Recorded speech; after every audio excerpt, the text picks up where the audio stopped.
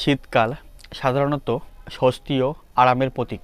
শীত মানেই উৎসব, মেলা, হাসি আর পিকনিকের আনন্দ। কিন্তু যখন এই শীত অতিরিক্ত ও দীর্ঘস্থায়ী হয়ে ওঠে, তখন তা আর স্বস্তি এনে দেয় না।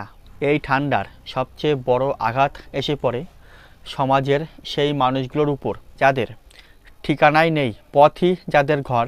এই মানুষগুলোকেই আমরা চিনি যাযাবর নামে। এখানে সেখানে ঘুরে বেড়ায়, কাজ বাজ যেখানে হয় সেখানে যায়। আমাদের এখানে প্রতি বছর আসা হয়, এখানে থাকা হয়।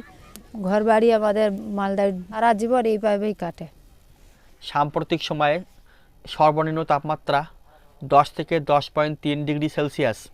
আবহাওয়াবিদদের আশঙ্কা, এই ধারা চললে 127 বছরের পুরনো রেকর্ড খুব কাছাকাছি পৌঁছতে পারে। ভাবুন একবার, এই ঠান্ডায় আমরা যখন বাড়ি থেকে বেরোতে ভয় পাই, সন্ধ্যার সঙ্গে সঙ্গে নিজের ঘরের নিরাপদ আশ্রয়ে ফিরে আসি, তখন এই মানুষগুলো যাবে কোথায়? মাঠে ঘাটে থাকি, কষ্ট, অনেক কষ্ট।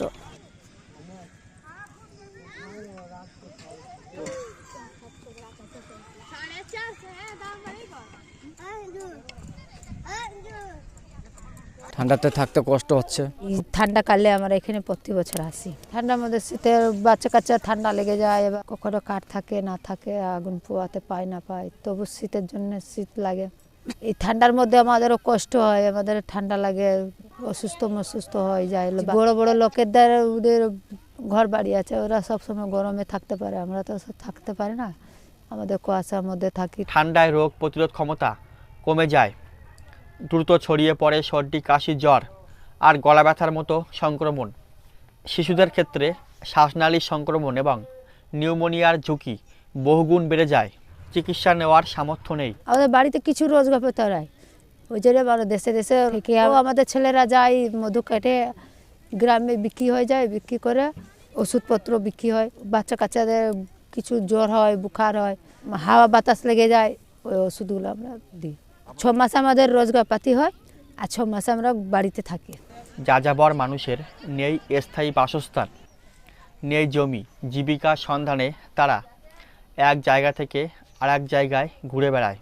উত্তর 24 পরগনার স্বরূপনগর ব্লকের তেঁতুলিয়া বাজার সংলগ্ন একটি ফাঁকা মাঠে প্রায় 150 জন যাযাবর মানুষ আজ খোলা আকাশের নিচে বসবাস করছেন। তাদের রাত কাটে মাত্র একটি মশারির নিচে। আমরা গ্রামে যাই, আমাদেরকে চাল পয়সা গ্রামের লোকগুলা সাহায্য করে, বাচ্চা কাচ্চা নিয়ে যায়, ওই রান্না বান্না হয়। যেদিন থাকে সেদিন রান্না বান্না হয়, যেদিন না থাকে তাহলে রান্না বান্না হয় না। বাচ্চা কাচ্চাকে প্যান্ট জামা খাওয়ার টাওয়ার দেয়, সাহায্য করে গ্রামের লোকগুলো। বাচ্চাগুলা ওই রাস্তা কাস্তায় ভিক্ষে করে পয়সা চায়, এই বাজারেও মধ্যেও বিক্রি করে খায়, দেখ 10 টাকা 5 টাকা যেমন ওদের হয় ইচ্ছে দেয়, সাহায্য করে। খারাপ লাগে, কেউ দেয় কেউ দেয়নি। বাচ্চাদেরকে আবার নিয়ে কই তাড়ি দেয়। এই বাজারে চাই, তারপরে মোড়ে চাই, টাকা পয়সা চাই, মসলান্দপুরে যাই, বর্ষিয়াটে যাই, এত দূর দূর থেকে চেয়ে আসি। তারপর খাওয়া দাওয়া পাই না, আমরা খাওয়ার জন্য লোকের বাড়ি বাড়ি যাই, চেয়ে হয়ে নিয়ে আসি, তাই খাই আমরা সবাই মিলে, এরকমইভাবে থাকি।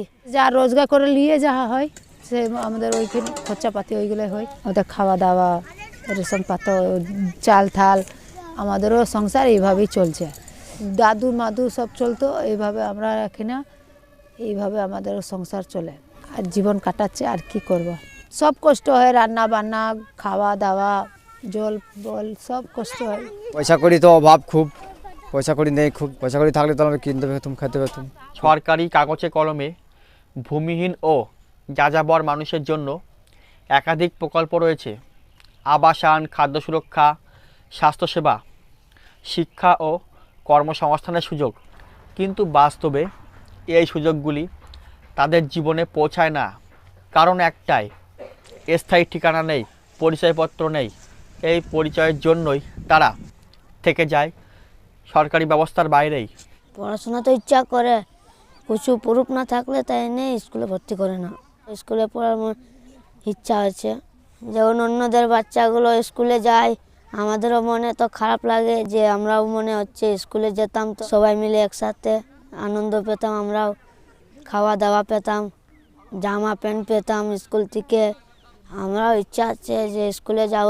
আমাদের বাচ্চা কাচ্চাদের স্কুলে দিলে আমাদের স্কুলে পড়ানো হয় না, তো আমাদের বাইরের থেকে বাচ্চা কাচ্চা আমাদের স্কুলে পড়াশোনা করতে ইচ্ছা আছে, আমাদের বাচ্চাগুলা আর স্কুলে বসেও না, পড়াও না, আমাদের বাচ্চাগুলোকে বাইরে বসে দেয়। আমাদের ইচ্ছা আছে বাচ্চাদেরকে স্কুলে পড়া হোক, শোনা হোক, মানুষ হোক, লোক। আমাদের সরকার থেকে কিছু সাহায্য করে না, আমাদের ভোটার কার্ড মার্ড কিছু নেই। সাহায্য করার যদি ইচ্ছা করে আপনারা, তো আপনারা যদি দেওয়ার ইচ্ছা করে তাহলে আমাদেরকে দাও। আমাদের খুব কষ্ট হচ্ছে। আর কেতা কম্বল যদি হয়, কিছু পয়সা করে যদি হয়, আমাদেরকে দিলে একটু খুব ভালো হতো। আমাদের খুব কষ্ট হয়ে আছে।